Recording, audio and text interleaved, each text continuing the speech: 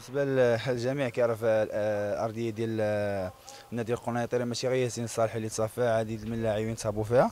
وكما قلت لك وجات في هذه الظرفيه ديال فريق الرجاء البيضاوي ما دارش نتائج.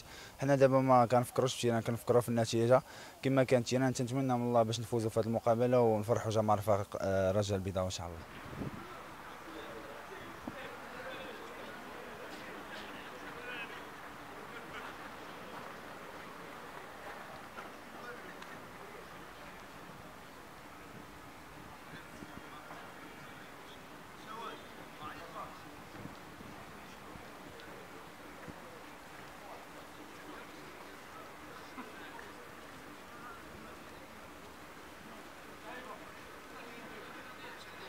Nous sommes préparés notre équipe avec une stratégie claire. Bien sûr que nous avons connaissance que là-bas, à Kinitra est toujours difficile.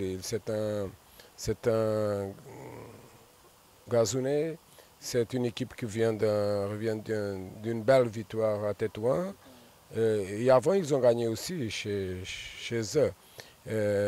Mais le Raj respecte tout le monde. Le Raj avait une idée seulement. Notre idée est claire. Les matchs, quand on joue au Raj, les matchs, nous avons seulement un but. Respecter tout le monde, mais jouer avec une philosophie d'attaque, une philosophie qui nous donne les victoires. Les victoires, c'est que nous avons besoin des victoires.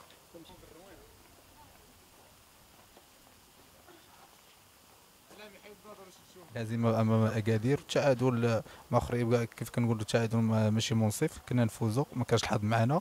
عندنا مقابله قادمه مع فريق النادي القنيطري، هي مقابله صعبه، يعني اللقاء ديال البطوله الوطنيه كيكونوا صعاب، غادي نستعدوا لها ان شاء الله بما يكفي كفايه. يعني اللاعبين واعيين بالمسؤوليه اللي عليهم، اللي كنتمنى ان شاء الله نكونوا في المستوى ديالنا يوم السبت باش نحققوا 3 نقاط باش نرجعوا الهيبه ديال فريق الرجاء البيضاوي وندخلوا الافراح للجماهير.